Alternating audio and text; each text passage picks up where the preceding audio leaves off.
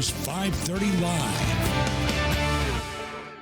Good evening. Students and faculty are waiting for officials to open up a section of Museum Road on UF's campus. The stretch of road from Gale Limerick Drive and Center Drive was closed earlier today around 3 o'clock. University police officials say crews with U.S. Physical Plant Division were trying to repair a water line when instead they struck a gas line. The break is located right in front of the physics building. GRU officials say the line was originally cut to 6 buildings but is now cut to 3. The latest update from officials with UF Public Safety tell us that UF and GRU officials are still repairing the ruptured line, and they say traffic will be diverted for the next couple of hours. Another court ruling is building upon the same-sex marriage developments in Florida. ABC's Karen Travers explains as a federal stay on lifting the ban against gay marriage is set to expire at midnight tonight. Another judge today asked to speed up the process for one county. A historic day in the Sunshine State.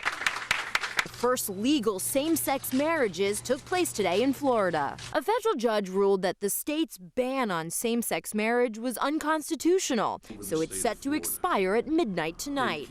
But one local judge jumped the gun, saying she saw no reason why couples should wait until the clock strikes 12. Almost immediately, the Miami-Dade County clerk began to issue marriage licenses. Todd Delmay and Jeff Delmay were one of the first 2 couples to make it official. We've waited for 12 years for this. A legal tidal wave has swept across the nation. Florida is now the 36th state and 3rd largest to allow gays and lesbians to legally marry. That means 70% of Americans now live in states where same-sex marriage is legal. There's so many couples who have been in these relationships for so long, they can finally get married and finally be equal under the eyes of the law, and that's really important to me. Karen Travers, ABC News, Washington. In north central Florida, Alachua and Columbia counties plan to offer licenses and courthouse ceremonies to all couples. Other counties like Marion, Levy, Gilchrist, and Dixie say they will offer licenses but will not be performing ceremonies of any kind. A north central Florida congressman and Tea Party favorite is one of 2 Republicans who may challenge Republican House Speaker John Boehner. Congress is assembling tomorrow.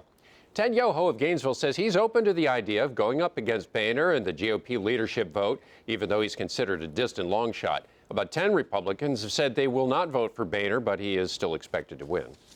Let's take a first look at the weather now for north central Florida. We had a lot of cloudy skies this afternoon, but will we get rain this evening? We had chillier temperatures today, Bill, too. Yeah, it started out a little on the cool side, and this afternoon, because of the clouds and lack of direct sunlight, we had a lot of thin clouds, but didn't really warm up that much this afternoon. Take a look at the cloud cover on the sky cam.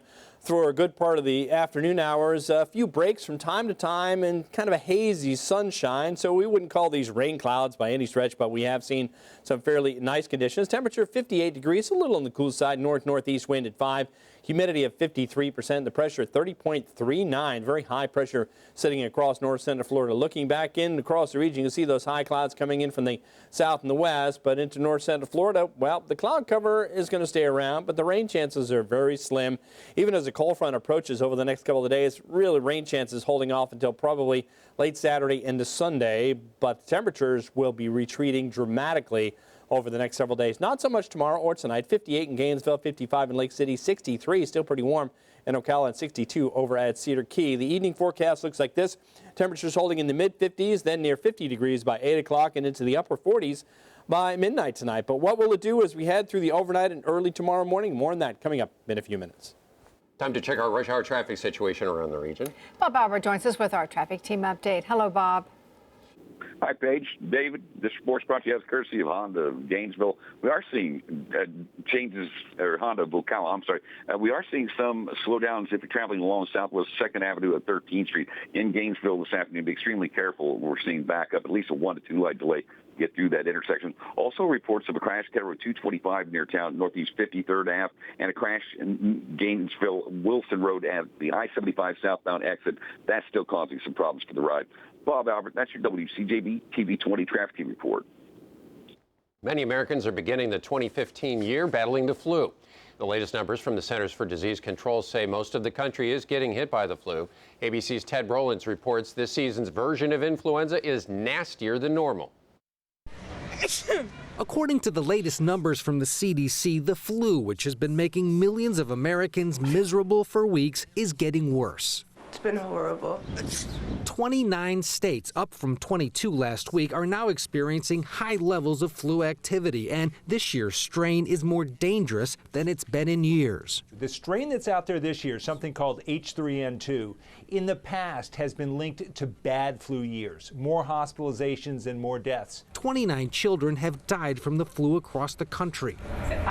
68% of the tested flu virus samples have been resistant to this year's flu vaccine. The outbreak is creating long emergency room wait times across the country. Some doctors are treating patients by webcam. I can tell that they're not in any acute distress over the webcam. I can tell that they're breathing well. Basically, treat them based on what they tell us, which is very similar to what I do in practice. Ted Rollins, ABC News, Los Angeles. According to the Florida Health Department, most counties are seeing low activity. North Central Florida is described as moderate, which is one step below widespread. And even though the flu vaccine is considered less effective this year, it is still recommended everyone get a flu shot. Making state headlines this evening, the Coast Guard says they're seeing a spike in the number of Cuban migrants trying to illegally reach the U.S. Officials say the groups are rushing because they're worried improved relations between the two countries will bring an end to the so-called wet foot, dry foot policy.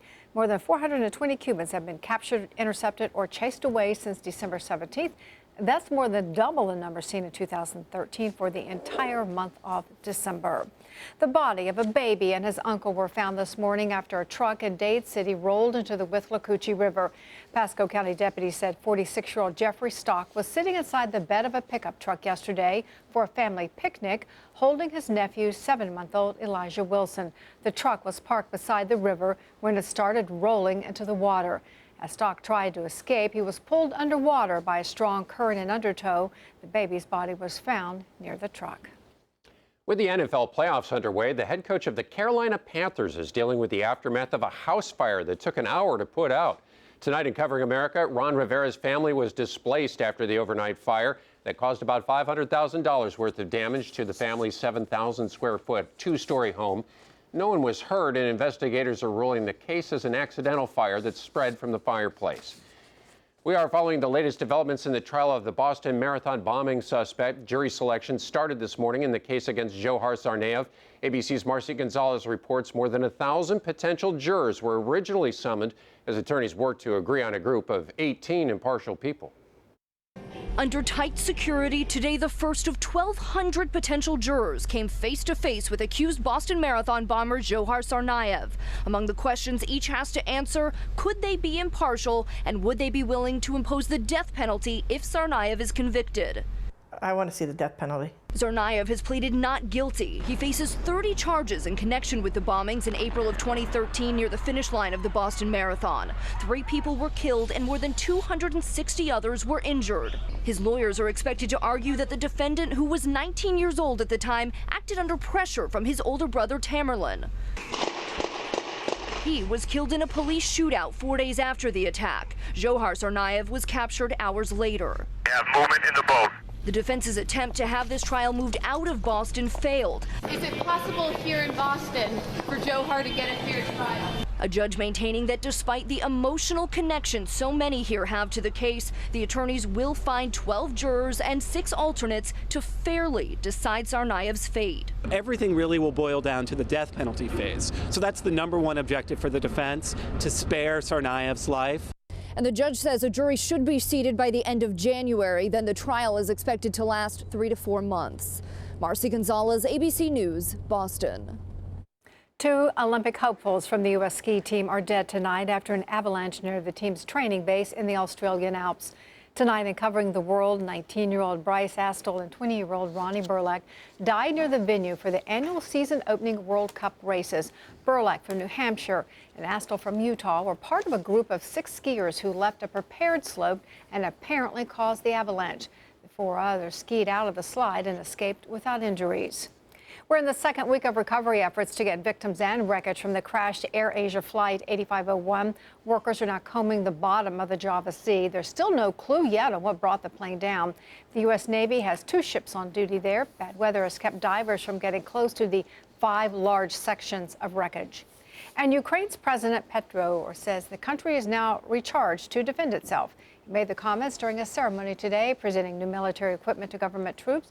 He also said he hoped peace in Ukraine could be reached using diplomatic means. Well, coming up, this year's football season may be over for the University of Florida, but where does it actually fit in the larger scope of Gator athletic records? Next year on 5:30 Live TV 20's Hubert Meisel shows us the expectations facing two popular UF sports programs coming up next.